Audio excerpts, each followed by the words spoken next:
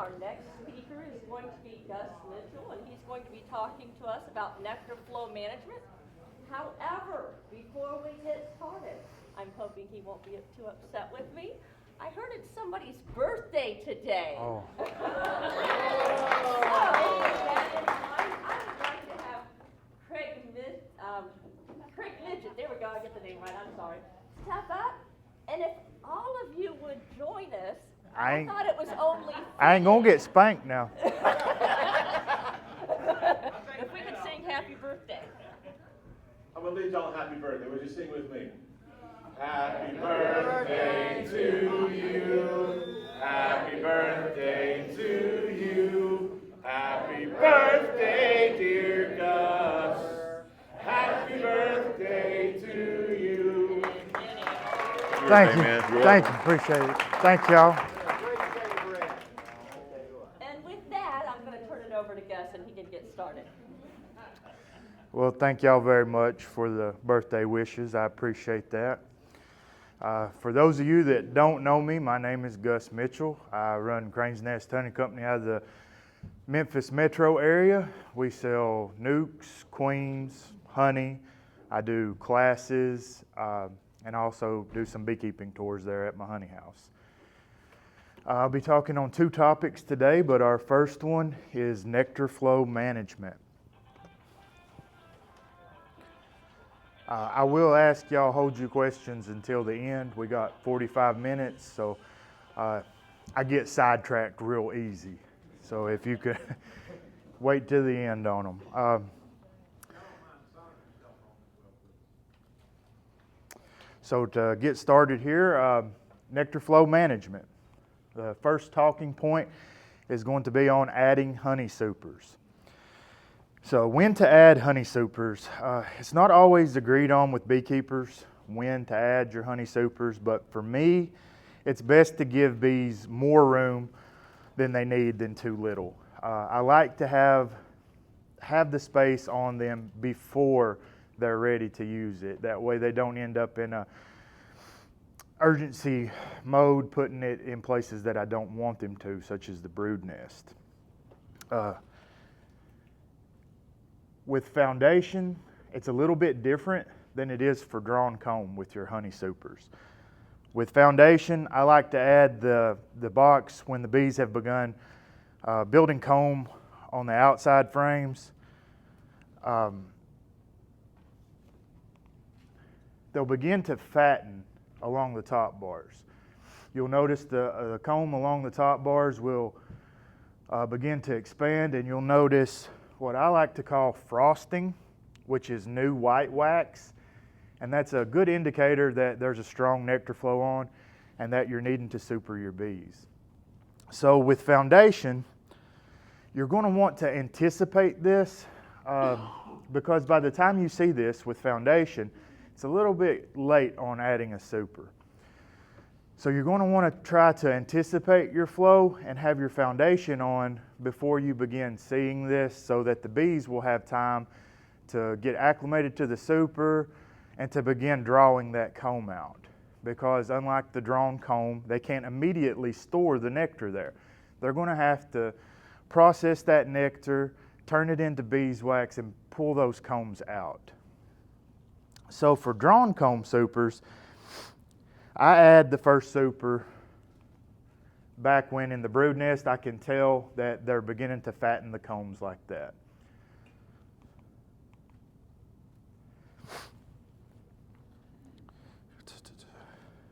Sorry about that, guys. I got some notes here.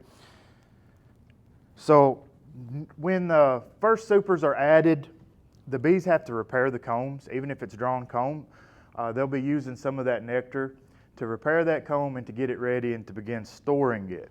If you're using drawn comb, then they can fill up rather quickly. So you have to gauge how much nectar is going to come in, what the flow is, what the floral source is, what time of year, the weather forecast and things like that all come into play, and how many supers you're going to add and how you're going to do that.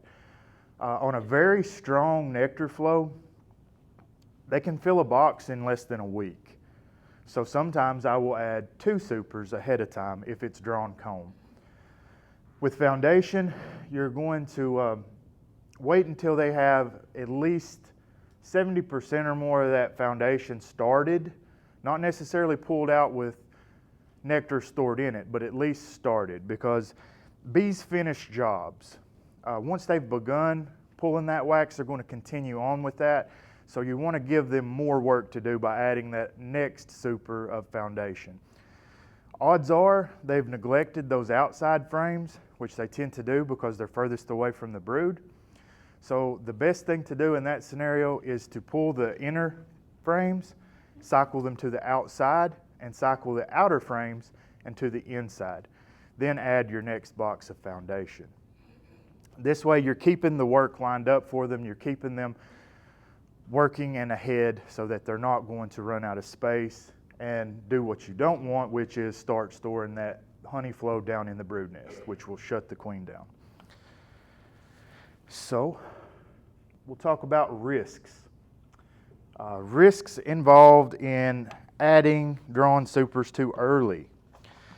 It's not as much a problem as it is an inconvenience, but if you're dealing with drawn comb supers, then you can end up with partially filled supers if you're adding them on too early.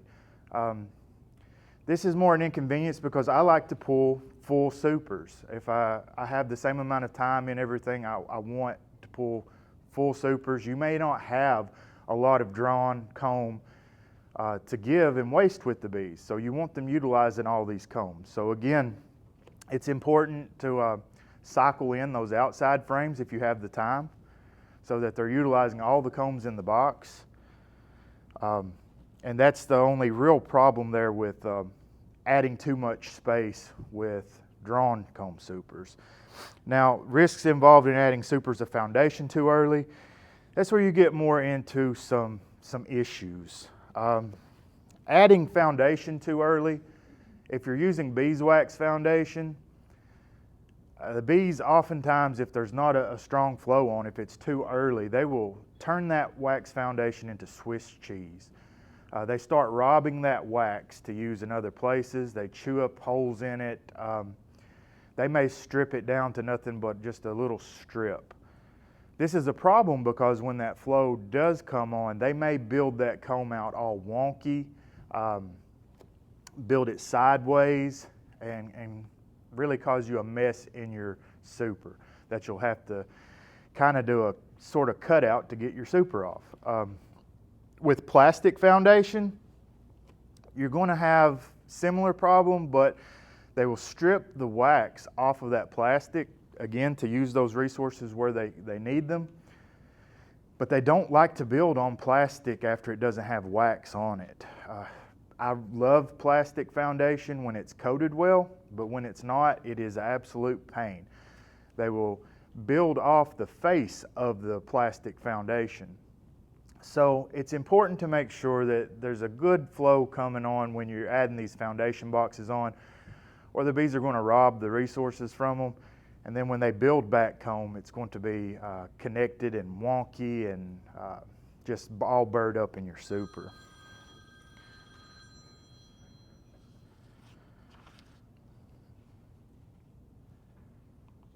Now, risks involved in not supering soon enough. You can end up with swarming issues. Like I've talked earlier, if they don't have anywhere to put the honey in the supers, they're going to store it in the brood nest. When they store it in the brood nest, the queen is competing with the incoming nectar for a place to lay, and she's not going to win. She's going to shut down brood rearing. They're probably going to swarm off. It's going to be a smaller swarm, and you're not going to make your surplus crop of honey like you had expected. So that's why it's really a timing issue with your supers, and it's important to understand that so that you can optimize your honey production. Now, ideally, we would add supers as soon as the bees need them, but it takes experience to determine when to add them. As a new beekeeper, you're gathering intel, you're learning about your nectar flows, you're learning about the timing of your particular area.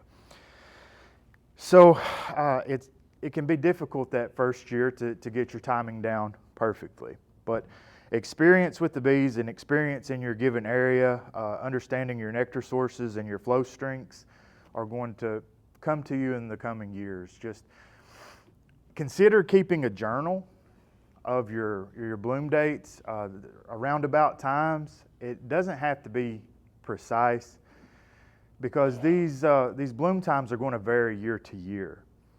They're going to be close to the same time, but different weather conditions, rainfall, all these take a toll on when the flowers bloom, how much nectar they produce, and these sort of things.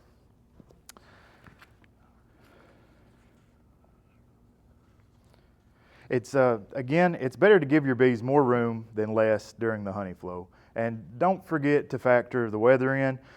Too hot and dry or too wet will affect the amount of nectar coming in. Like I spoke earlier, in excellent conditions and a perfect nectar flow, you're probably going to fill a box a week. In less than perfect conditions and not enough rainfall and things of that nature, it could take you 2 to 3 weeks to fill off of that same flow.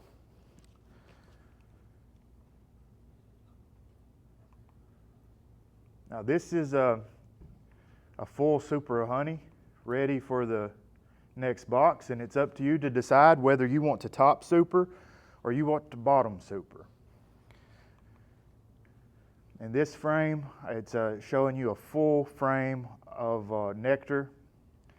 When you see this capped honey, you kind of missed the whistle on adding that box. It's not going to be capped honey by the time that you're ready to add your next boxes. It's going to look more like this. So top supering or bottom supering.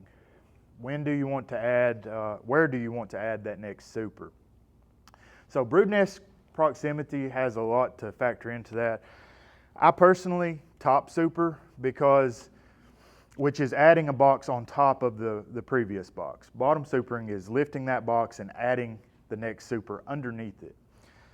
For me, I top super because of labor issues. I'm a one-man operation. It's much faster for me to go through and super from the top than it is for me to remove the super that's already full and add another one underneath it. It works either way. Bottom supering can work really well for you if you have the time and the energy to want to do that because of brood nest proximity. They're going to work that box closest to the brood nest much more readily than they are ones further away from it. If you are not using a queen excluder, then you will probably want to top super because often that bottom super, that first super that is filled, once it's full of honey, it can act as a honey barrier. You're kind of rolling the dice with it, but oftentimes the queens don't like to pass that honey barrier, especially if they have room below to lay. But it can bite you because some queens like to travel and they'll just chimney right on up through the stacks and leave brood in every box you got. My personal... Have you ever switched out, just take some out of one and put in the other so you have half and half? Yes, sir. You can remove. The question was, do I ever move the frames around when I have that to consolidate boxes? And I do, because sometimes queen excluders fail. My personal preference is for queen excluders. And sometimes the queen gets through them, something happens, another queen manages to get mated and start laying in the top or whatever, and you have to consolidate. That is a very viable option for you to sit there and pull brood frames out and consolidate a box of honey. For me, I do it for a living, so I don't want to have to take that time and put that time, especially when it's 110 degrees down there in the Delta. I'm pulling honey. I don't want to fool with brood. So my personal preference is for queen excluders. Metal. I prefer a metal queen excluder because of durability. Plastic ones work fine. They're just a little more brittle. And the UV exposure around the edges of the queen excluders, that begin to crack and things, and that's when you start getting the queen bypassing the excluder and getting up there laying when she can get around it. So for me, personal preferences, I prefer to top super and use a queen excluder. It's all up to you. Beekeeping is something that can be as individualistic as you want it to be. You tailor it to your needs and your wants and what you like to do. Now here on this frame, hopefully you guys can notice the color of the wax. This was a drawn comb super that was added on. You can see how the comb is being expanded out and built out. It's white, it's full of nectar. This is what I personally like to see when I'm adding supers on. I feel like if, when I'm adding a super, if I have capped honey in that super, that I've probably missed some of nectar that I could have had in another super. And I also begin to worry about if I'm getting backfilled in my brood nest. So comb drawing is our next talking point. Often beekeepers put frames of foundations in a hive and they're disappointed when they don't get drawn. Bees will only draw combs out when they need to, when there's a shortage of comb for what they want to do. And comb building is a heavy drain on resources for the bees. It takes roughly 7-8 pounds of honey to produce 1 pound of wax. I've heard different numbers, but somewhere in that ballpark. And additionally, it drains the colony through diversion of bees from other duties to become comb builders. And the energy needed to produce that beeswax, it has to be a very warm area. So they're diverting a ton of resources into drawing comb out. Colonies are also more willing to engage in comb building in late spring and early summer. Once you get past the summer solstice, they really slow down on building out wax. So understanding when bees like to build comb, the age of the bees in your colony, the strength of your nectar flow, that's going to give you success in getting foundations drawn out. So the reasons they build comb is because they need somewhere for the queen to lay or they need somewhere to put honey. It's simple as that. Or they need drones, which they'll build a specialized comb for the drones. So those are your reasons, and assuming a colony needs to build comb, it has to have the resources to do it. So adding foundation when there's not a good flow on, of course, they're going to strip the wax, they're going to strip the resources, and you're going to have to go back and recoat it or add another sheet in. So it does not have to be a natural nectar flow. You can stimulate them artificially with sugar syrup to draw your comb out. It can be just as effective as a natural nectar flow, and it simply requires that there are a lot of bees of the right age. One consideration to make is you may want to keep nucleus colonies in your apiary just for drawing comb. They are motivated to grow. So they tend to happily and readily build combs out for you. The importance of having all these drawn combs is so that you will produce more honey. Like we're talking about nectar flow management, so you want to be able to capture that flow as efficiently as possible. And if you have drawn comb to provide the bees, then you're going to make considerably more honey than you would if you're having them build out combs as soon as the flow turns on.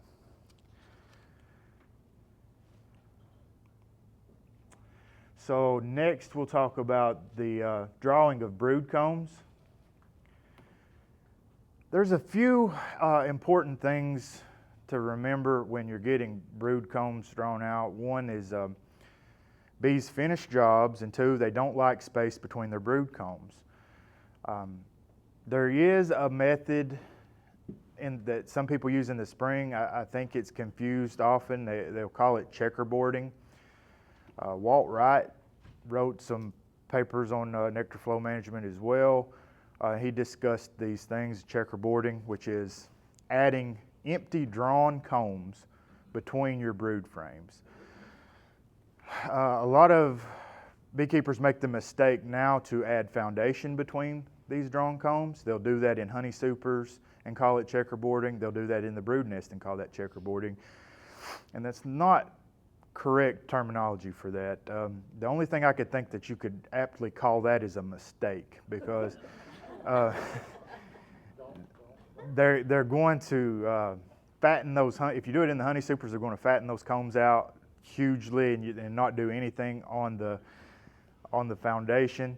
But if you do it in the brood nest, they will typically fill out your brood comb because they don't like that void between the two brood combs. The problem comes is if you do it too much, you do it excessively. You're only going to want to do this on the outside of the brood nest of a strong colony, the outside frames. You're going to locate the last frame of brood and the frame of resources where it ends, and that's where you want to insert your frame of foundation in the spring to get them to pull that out. They're probably going to do it one side at a time. You can rotate it, then you can move them on to the outside, insert another frame. This is a better way, in my opinion. If you add too many frames of foundation between the brood combs, then you can cause a problem early on because they need this warmth. You're disrupting the brood nest too much. So you'll actually set them back. And they won't be able to, because they're going to have to divert resources to keep these independent brood combs warm enough so that you don't end up with chilled brood and losing brood. It's important for most beekeepers to get brood combs drawn out early in the season for swarm management, splitting, and then again later in the season for the same reason, increase. So typically in a strong colony, when you add that frame of foundation to the outside of the brood nest like that, in my experience, I'm seeing them pull that out within 4 to 5 days, and typically as they pull that out, the queen is going to be laying in it. So there'll be brood in various stages of this foundation frame. And remember that bees like to finish jobs. So this doesn't have to be a fully pulled out frame capped over brood. Once they start working on this frame and pulling that wax out, they're going to continue to do that because they've begun this job. So, drawing honeycombs. As you can see, this is plastic foundation. You can see a good wax coating on it. You can see how they're building it out nicely. Now, this is a mistake. This is a comb honey super of mine.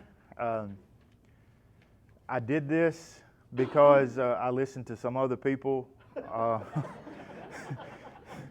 and it didn't work out for me. Some beekeepers had told me that leaving when I removed the comb from the frame, and you leave a small strip of comb at the top, that will serve as a starter strip for the bees.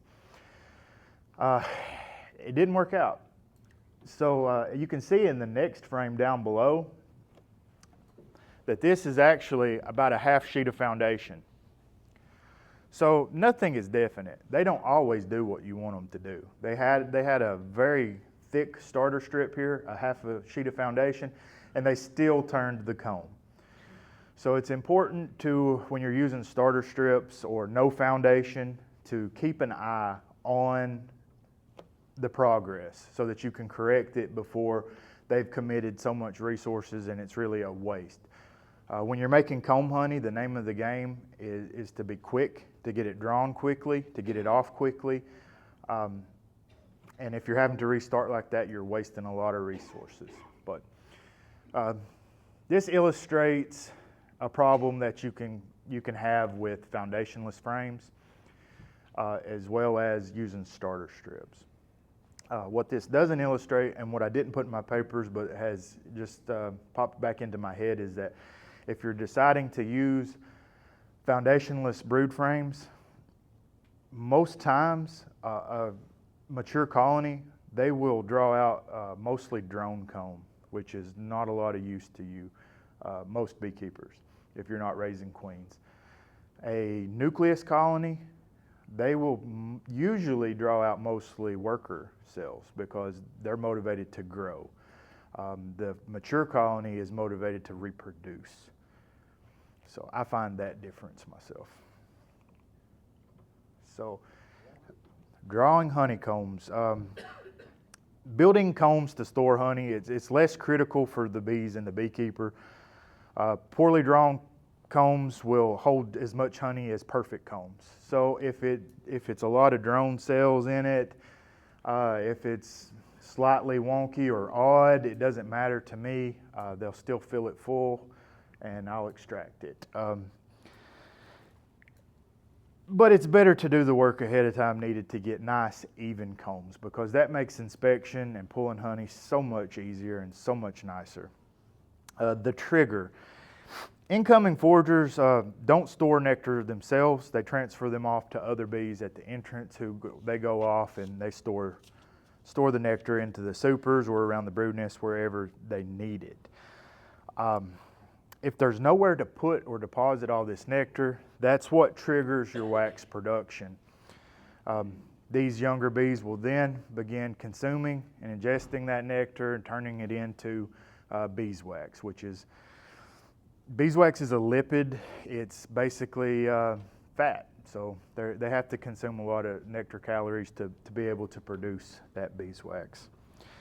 The large intake of the sugar during a flow will allow them to produce lots of comb, which is what we're seeing in comb honey production, or for a lot of people when you have foundation on. That's why they're able to suddenly start building a lot of comb.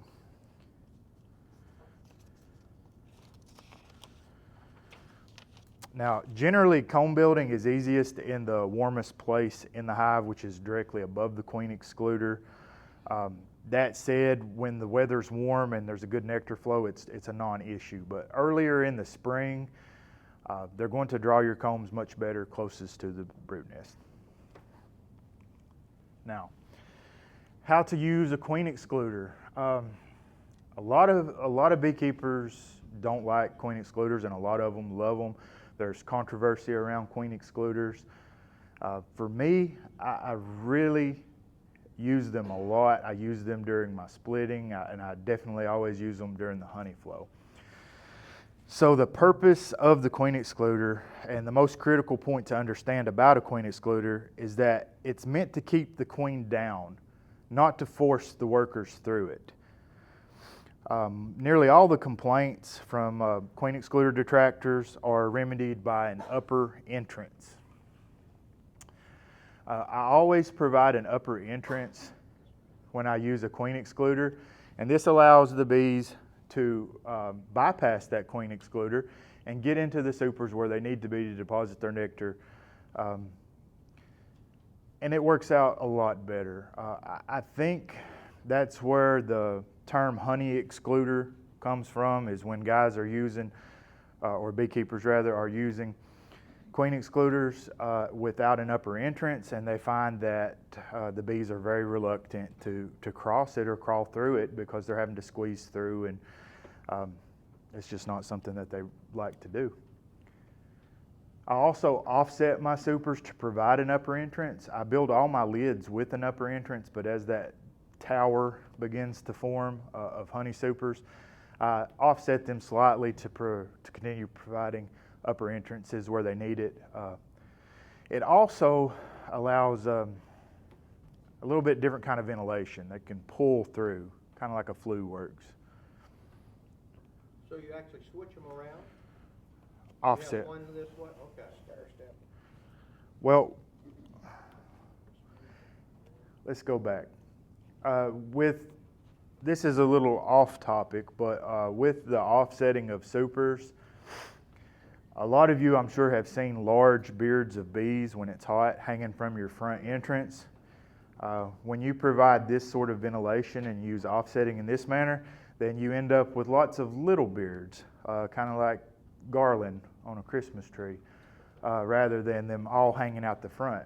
What this does is it allows those bees to stay up in your supers working when it's hot a lot longer than they will otherwise. If the bees are hanging out of the front entrance bearding, they're not doing you any good. They're not working. They're not making honey. So when it's 100 plus degrees, I can pull that lid off and my honey supers are going to be full of bees working, which is what I want. So are you just pushing your pushing it forward? Well, sir, Because if you push it forward, they can get underneath, but the back end, now the water can get on the back end. no, sir. Water So is. how does that work? It works in that I like a nice, neat stack. I do not like to set them off on the corner. My friend and mentor, Robert Hodem, who taught me this method, he'll simply just set them off and the corner will be open and they can fly in the corner. My OCD will not allow this. I cannot stand the sight of that chaotic stack. So for me, I go from the queen excluder, this one goes back, usually that one will come forward, which I'm off on this one, but it pleases me in my mind much better to do it that way. So one will be back, one will be forward, and so on and so forth, and I just alternate. Now, people ask about rainfall on that. I do have a YouTube video of the rain showing that. Water is not an issue, guys. The bees don't care. The water doesn't get in the hive like you'd think. What it does is it'll roll out. The bees really don't care. I do have a video illustrating that. So rain that's the most common question I get. Oh, what about the rain? But it really doesn't bother them. How much are you offsetting that, about quarter inch, 3/8? I'm offsetting it to from the top edge of the top bar. Typically, I use the end bars as a guide on the frames when you're looking down on them. Just because I like things to be consistent and even. I like a neat apiary. Nice and orderly. Yes. You can see a little bit here on my lids. I cut a dado cut, a groove in my lids. I use that for oxalic acid treatment. It's also an upper vent. It's also an upper entrance. The bees always have this. Like I said, guys, I get way off track if you let me. So. No, sir. I'm not worried. He asked, "Am I worried about robbing?" So, yes, this would be an issue if there was no nectar flow. You don't need to offset your supers if you don't have a nectar flow because you don't have supers on. I offset one time and wound up with 2 queens in a hive. It happens. It does happen. Like I said, it's I'm a honey producer, so there's 35 hives or more so in that yard. If one of them gets a queen up there, that's not that big a deal to me.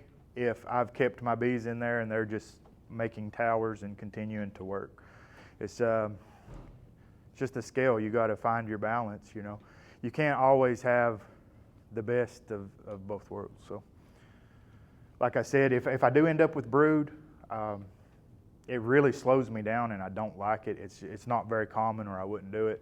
But I do occasionally end up with brood up in that stack, and when I do not stop and cycle it out and build a box. What I'll do is I'll set the super that has brood in it to the side, and when I'm done, I'll put it back on I'll make sure the excluder is good. I'll put it back on the excluder, and then next time I'm out there, that brood will have emerged, and they will have backfilled it with nectar. Then I'll rob it then. That's just my personal preference. Let's see here. Timing. I place queen excluders on after I have pulled splits off of my colonies. I like to use single brood chambers through the production season. So queen excluders are key for me to making that work. If you're running single brood chambers, then you can't do that without queen excluders. It just doesn't work because she has no reason to stay put because you want her to. So keys in making that work is ideally my splits are made about 4 to 6 weeks before the main flow. By doing this, I alleviate swarm impulse, and I ensure that the colony will rebuild in time for the flow. So I pull that split off. I've restructured that brood nest to where I want it to be. Previously, they're able to run 2, 3 boxes, whatever they want. I split all that excess off. I'll put 3 frames of brood in that bottom deep with some food and some comb and foundation. I'll put the queen excluder on. All that excess brood will be above the excluder. I'll come back and rob that for nukes. Now, the bees know that that queen is confined. She's confined now. They have to restructure this brood nest, and they have about a month to do it. At that point, they know where that nectar is going.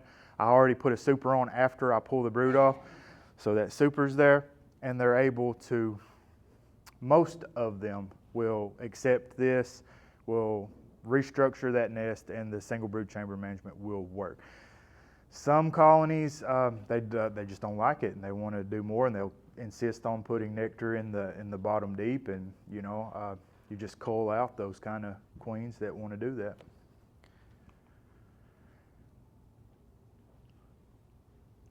Here we just have some pictures before we do our splitting off. And that's it on the nectar flow management, guys.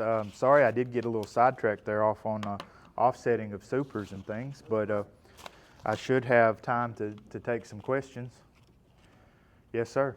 You talk about splitting, that's basically what March you're doing. So for me personally, he asked, when am I doing my splitting? In the Memphis area, which is way in West Tennessee, I began grafting the second week of March. So towards the end of March is when I'll begin splitting. I raise my own queens. If I were buying in queens, I would probably still be along a similar timeline because I'd like for them to build up a little better. Does that answer your question? And your nectar flow is starting sometime in the week. That nectar flow has started probably, depending on, a nectar flow of some sort will have already started. Typically that's going to be red maple, and that's going to be your buildup flows. The bees build up off of these nectar flows. They're not flows that you're going to capture honey from. That's going to be red bud, red maple, dandelion, lots of these small contributors. Those are large contributors, but essentially, yes, there's already a nectar flow going on at that point. That's what inspires the bees to grow and to brood up. Does that answer your question? Any other questions? Yes, ma'am. Do you consolidate these single brood boxes for the winter? No, ma'am. They will stay as single brood chambers throughout the winter. It's much easier for me to manage them that way. It's easier for me to feed them, to medicate them, and to gauge cluster size as a single brood chamber. Now that said, throughout the winter you may find double deeps in my apiaries, because if I have a failing colony or a colony that I'm not satisfied with it, I will combine them and just let it go on, and that's just for convenience. Now, come about February, March, they will get another box and they'll have free reign to have as many combs as they want to before I get into my splitting. Does that answer your question? Yes, sir. When does nectar flow begin in cotton? On cotton, typically about the 1st of July. It can start, it really is weather dependent when they can get in and plant it. It can be as early as June, and it could be as late as the end of July. And then it will go on for at least 8 weeks. It's still blooming now.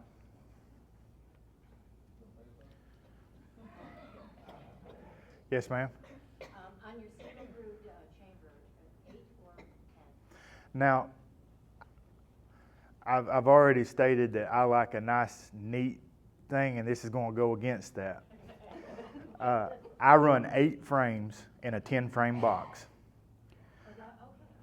You'll see every brood box of mine has an internal frame feeder, and that frame feeder stays there year-round. I do not remove my frame feeders. The bees build comb in it. You can see this wonky comb here. I have no problem with that. I do not like to use cap and ladders on my frame feeders because it gives sanctuary to small hive beetles. Anywhere that beetles can get away from bees and have relief from them is bad. So I prefer them to be open. They do build comb in it. I never remove the comb unless it is drone comb. If it's drone comb and they're laying drone in it and it's not a colony that I want to raise drones, then it gets cut out. Typically, though, they fill it full of honey. This does reduce the capacity of my feeders, but it's not an issue in my area because we have 50 to 60 degree days every month of the year, including December. So I can feed when I need to feed. They stay in, when I make up a brood chamber, that feeder is in there, that's part of it, and it stays in there. Like I said, single brood chamber, it's easy for me. I can slide that lid over and expose that feeder and pump that full of feed any time of the year that I want to. I don't care if it's 30 degrees. I'll fill that feeder up. Are the bees going to take that feed? No, ma'am, they are not. But when it gets 50 degrees, they are. So, and it doesn't really hurt anything. And because I have all this ventilation, it's not a real issue for moisture. So you actually don't put the tops on? No, sir. You do put the tops on? Yes, sir. Okay. Yes, sir. I just slide the top over to expose the feeder so I can fill it. You don't put the top on the frame feeder. No, yes, sir. I don't put a top on the frame feeder. I leave the frame feeder open. I don't know who was next. I'll get to you. I think I saw her first. Yes, ma'am. So even if there's comb built in there, you're just pouring the feed right in? Yes, ma'am. Now, you can drown a queen if she's laying in there. If it's the end of summer and she's in there laying, you can drown a queen. Is that going to happen? Possibly. It's just not very likely. It's just one of those things.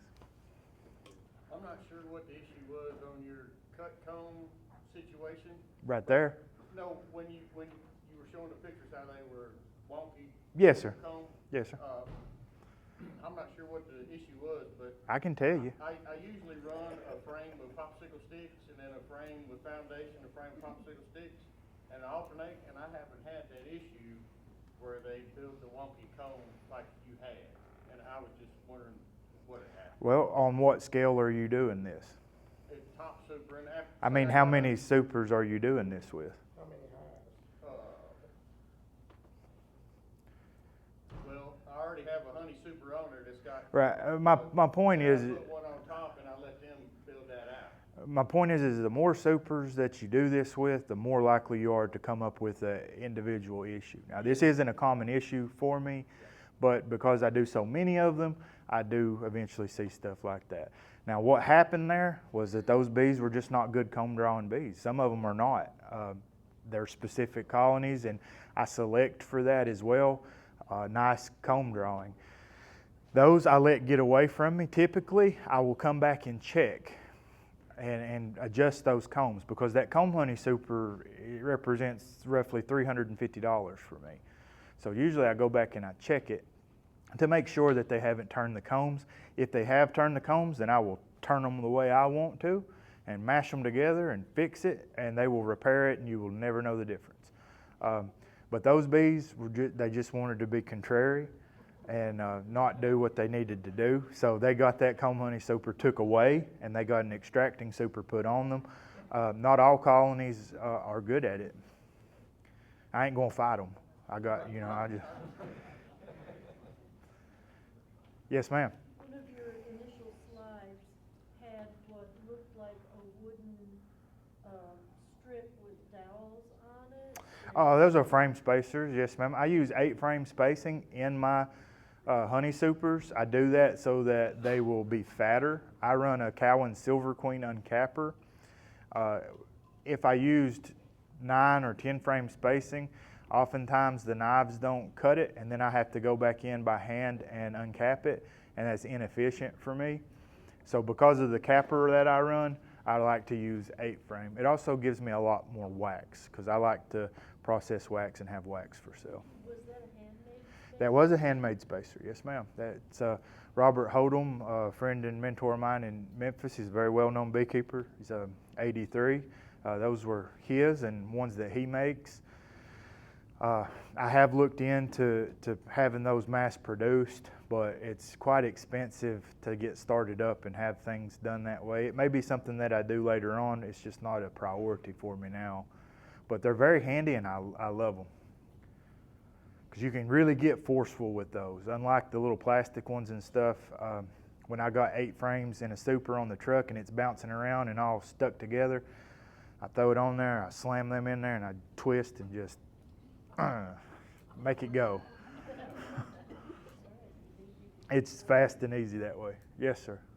I'm considering going to the frame feeders. Uh-huh. And you say you don't put a cover on your frame feeders. Do you put any flotation in the top of it? So, yes, sir, a lot of people are concerned about drowning with frame feeders. If you're seeing drowning with your frame feeder, then you have an issue in your hive. Typically, if I come back and I see some drowned bees, then there's a greater issue in that colony. Most do not have any problem. The sides of those feeders are textured. The old ones were slick, but the new ones are textured so the bees can climb. Yes, sir. I used the old ones and they were slick. Yes, sir. You could throw a stick in there. I think sticks work great. And eventually they end up building comb of various ways in there. Thank you. Yes, sir. Anyone else? Did I get back to you? Yes, I did. Okay. Well, sir, I would love to use solely sugar syrup, but it's a lot more expensive. And since I live in the Memphis area, high fructose corn syrup 55 is readily available and much cheaper. So I feed corn syrup. My time's up, and I appreciate y'all, and thank you for all the questions.